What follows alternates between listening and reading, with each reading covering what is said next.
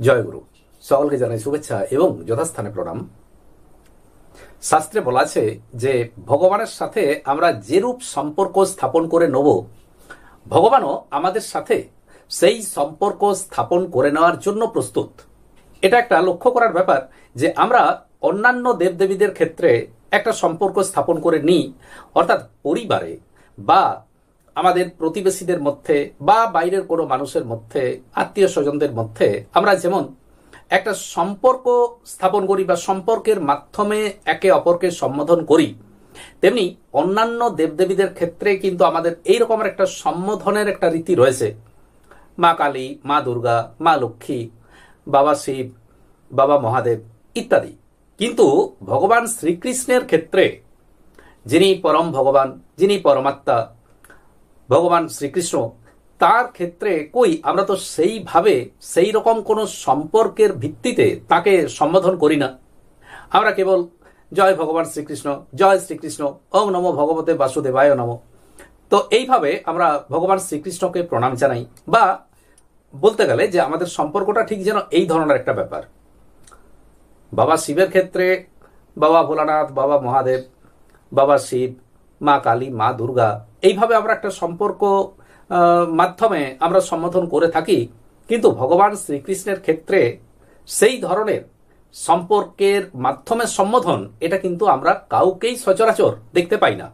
আমরা আমাদের সমাজের দিক থেকে যদি আমরা চিন্তা করি, তো দেখব আমাদের সমাজে যে জেন্ডার কনস্ট্রাকশন ব্যাপারটা রয়েছে, সেক্ষেত্রে সেই অনুসারে ভগবান শ্রীকৃষ্ণ হলেন পুরুষ। কাজেই ভগবান শ্রীকৃষ্ণকে আমরা পরম পিতা, পিতা ইত্যাদি সম্বোধন করতেই পারি। কিন্তু বাবা শ্রীকৃষ্ণ, পরম পিতা শ্রীকৃষ্ণ, এই সম্বোধনগুলো আমরা কিন্তু সচরাচর আমরা তো কারোর মধ্যে সেরকমটা দেখতে পাই না বা শুনতে পাই না।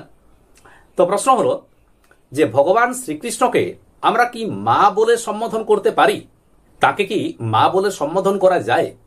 আমাদের প্রত্যেকের মাকেই বেশি ভালো লাগে, মায়ের কথাই বেশি মনে পড়ে। কারণ মাই আমাদেরকে ছোটবেলা থেকে আদরে যত্নে লালন পালন করেছেন, আর বুড়ো হয়ে গেলেও আমাদের কিন্তু মাকেই মনে পড়ে। এর কারণ একটাই, যে মায়ের যে স্নেহ, তার প্রভাব অনেক বেশি। এখন প্রশ্ন হলো, ভগবান শ্রীকৃষ্ণকে আমরা কি মা বলে সম্বোধন করতে পারি? শাস্ত্রে বলা আছে ভগবানের ক্ষেত্রে স্ত্রী পুরুষ বলে কোনো ভেদাভেদ নেই। ভগবানের ক্ষেত্রে স্ত্রী পুরুষের ভেদ একেবারেই নেই। তাই বলা হয় ভগবানকে আমরা যদি মা বলে সম্বোধন করি, মা বলে ডাকি, তো তিনি মায়ের রূপ ধরেই আমাদের কাছে চলে আসবেন। আর যদি তাকে পিতা হিসাবে, বাবা হিসাবে আমরা সম্বোধন করি, তো তিনি সেই রূপ ধারণ করেই আমাদের কাছে আসবেন। প্রবোধ সুধাকর পুস্তকে আচার্য শঙ্কর বলেছেন, মাতঃ কৃষ্ণাহ ভিধানা, অর্থাৎ তিনি ভগবান কৃষ্ণকে মা বলে ডেকেছেন, মা বলে সম্বোধন করেছেন।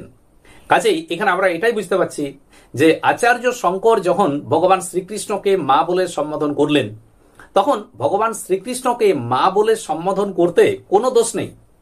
মূল কথাটা হলো ভক্তি, ভগবানের প্রতি যাতে করে ঐকান্তিক ভক্তি, শরণাগত ভক্তি, তো এই ভাবটা যেন আসে। তো সেজন্য যদি মা নাম ডাকার সাথে সাথে, মা বলে সম্বোধনের সাথে সাথে যদি আমাদের মনের মধ্যে ভক্তি, স্নেহ, প্রেম জাগ্রত হয়, তাহলে ভগবান শ্রীকৃষ্ণকে মা বলে ডাকতে কোনো অসুবিধা নেই। আবার পিতা বলে সম্বোধন করলে যদি ভগবানের প্রতি, ভগবান শ্রীকৃষ্ণের প্রতি আমাদের মনে একাগ্র ভক্তি, একাগ্র প্রেম ভালোবাসা জেগে ওঠে, তাহলে তাকে পিতা বলে সম্বোধন করতেও কোনো অসুবিধা নেই। আবার মন যদি এমনটাও চায় যে ভগবান শ্রীকৃষ্ণকে আমি ভাই বলে, দাদা বলে সম্বোধন করব, তো ভাই বা দাদা এরূপ সম্পর্ক স্থাপনেও কোনো অসুবিধা কিছু নেই। আবার মন যদি এটা চায় যে ভগবান শ্রীকৃষ্ণ আমার ভাই, ভগবান শ্রীকৃষ্ণ আমার দাদা, তো এইরূপ সম্পর্ক যদি আমার মন গড়ে তুলতে চায়, তো তাতে অসুবিধাটা কোথায়?